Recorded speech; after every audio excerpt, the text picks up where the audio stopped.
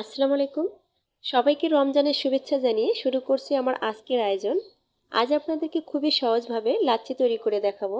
আর এখন যেহেতু রমজান মাস, আর এই রমজানে ইফতারির টেবিলে শরবতের পাশাপাশি এক গ্লাস ঠান্ডা লাচ্ছি খেলে আপনার মন প্রাণ জুড়িয়ে যাবে।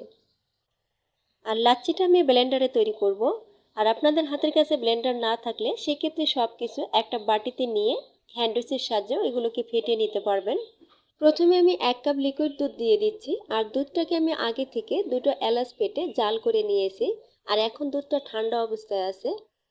এরপর দিচ্ছি 1.25 কাপ ফ্রিজের ঠান্ডা পানি। দিচ্ছি 3 টেবিল চামচ চিনি। আর যেহেতু এখানে মিষ্টি দইটা ব্যবহার করব, তাই চিনির পরিমাণটা খুব বেশি লাগবে না। তারপরও আপনাদের স্বাদ মতো নিতে পারবেন। এবার দিয়ে দিচ্ছি মিষ্টি দই। আর এখানে আমি দোকানের কেনা দইটা ব্যবহার করেছি। আর এখানে প্রায় 1 কাপের মতো মিষ্টি দই আছে। তো সম্পূর্ণ দইটাকে আমি এর মধ্যে দিয়ে দিচ্ছি। এই লাচ্ছিটা তৈরি করা একদম সহজ। আর আমি আবারও বলছি, আপনাদের ব্লেন্ডার না থাকলে সেক্ষেত্রে হ্যান্ড উইচ অথবা ডাল ঘুটনি দিয়ে ফেটিয়েও এই লাচ্ছিটা আপনারা খুব সহজেই ইফতারের আগে তৈরি করে নিতে পারবেন। এরপর দিচ্ছি কয়েকটা বরফের টুকরো। এই তো সামান্য কয়েকটা উপকরণ মিলিয়ে এবার 2 থেকে 1 মিনিট বিট করে নিলে এই লাচ্ছিটা তৈরি হয়ে যাবে।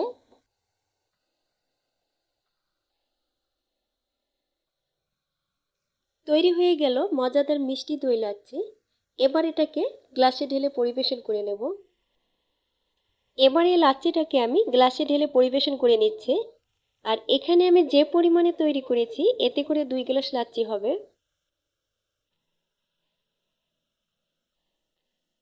এবার আবারও দিয়ে দিচ্ছি কিছু বরফের টুকরো। এতে করে লাচ্ছিটা বেশি সময় পর্যন্ত ঠান্ডা থাকবে। এবং উপর দিয়ে কিছু বাদাম কুচি দিয়ে পরিবেশন করে নিচ্ছি। এটা সম্পূর্ণই অপশনাল, এটা দেখার সৌন্দর্যের জন্য করেছি। আশা করছি ভিডিওটি আপনাদের ভালো লেগেছে। ভালো লেগে থাকলে প্লিজ আমাকে সাপোর্ট করার জন্য চ্যানেলটিকে সাবস্ক্রাইব করে পাশে থাকবেন। আজ এখানেই বিদায় নিচ্ছি। সবাই অনেক বেশি ভালো থাকবেন। আল্লাহ হাফেজ।